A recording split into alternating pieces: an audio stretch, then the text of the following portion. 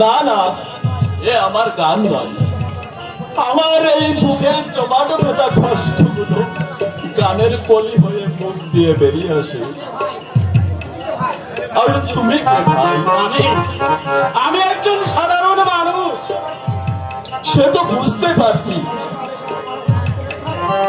সাধারণ না হলে এভাবে এই জনবন্ধহীন নির্জন স্থানে তুমি চুপ করে বসে থাকবে কেন? নিশ্চয়ই তোমার সাত স্বপ্ন বাস্তবের কঠিন আঘাতে সব ভেঙে চুরমার হয়ে গেছে। সর্বনাশ ফলে নিভে গেছে আমার আশার প্রদীপ। আজ আজ আমার কাছে সব কিছু মায়া মরীচিকা। আমি কারখানার একজন সাধারণ কর্মচারী ছিলাম। মালিকের শোষণ নীতির বিরুদ্ধে আমি গর্জে উঠেছিলাম। তাই তো আমাকে অন্যায়ভাবে কারখানা থেকে বরখাস্ত করা হলো।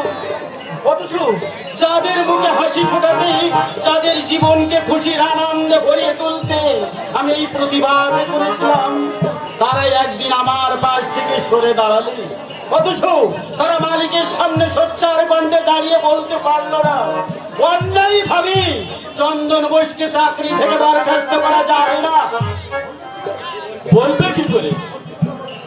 সত্যি কথা বলার সাহস কি ওদের আছে? এ যুগে নিজের স্বার্থকে তারা বড় করে দেখে। স্বার্থপরতা, নিষ্ঠুরতার করাল গ্রাসে আমি ছিন্ন ভিন্ন হয়ে গেলাম। মিলিয়ে গেল আমার সাত স্বপ্ন, আশা, আকাঙ্ক্ষা। আমার জীবনে আজ নেমে এসেছে দুঃখের অমানিসা।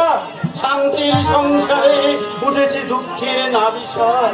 পারছি না, আমি আরে পারছি না ঠাকুর। আমি শেষ হয়ে গেলাম।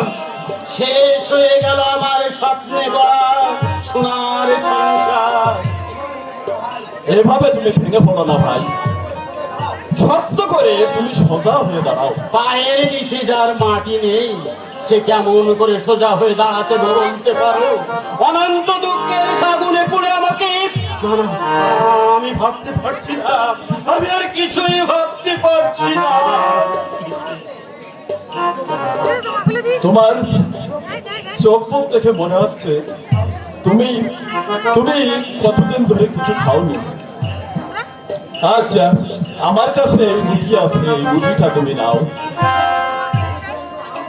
তুমি এই রুটিটা খেলে আমি খুব আনন্দ পাবো। নাও নাও নাও। রুটি আমি খাবো। জানো, আজ 3 দিন না আমি কিচ্ছু খাইনি। এই রুটিটা আমি এই তোমার রুটিটা আমি প্রাণ ভরে খাবো।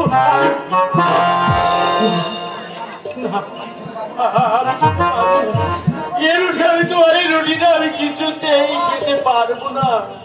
কেন ভাই? আমি পথের মানুষ বলে আমার দেওয়ার রুটি খেলে তোমার যাচ্ছে না, তুমি অনেক বড়, অনেক মহৎ। তাই তো তোমার এই রুটি আমি পরম যত্নে বাড়ি নিয়ে যাবো।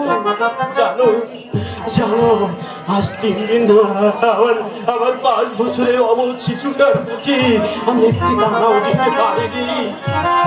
হয়তো সে খিদের জ্বালা সহ্য করতে না পেরে কাঁদতে কাঁদতে মায়ের কোলে ঘুমিয়ে পড়েছে, কিংবা তার মাকে ডেকে জিজ্ঞেস করছি, ও মা, মাগো আপনি কখন খাবার নিয়ে আসবেন? হতভাগিনী মা কোনো উত্তর না দিয়ে অজরে শুধু কেঁদেই চলেছি। না না, আমি আর দেরি করবো না, আমি যাই। তোমার এই রুটিটার পেলে না আমার খোকার মুখখানা হাসিতে ভরে উঠবি। আর আমার সেই খোকার হাসি ভাঙা দেখি আমার মুখখানা আনন্দে ভরে উঠবে।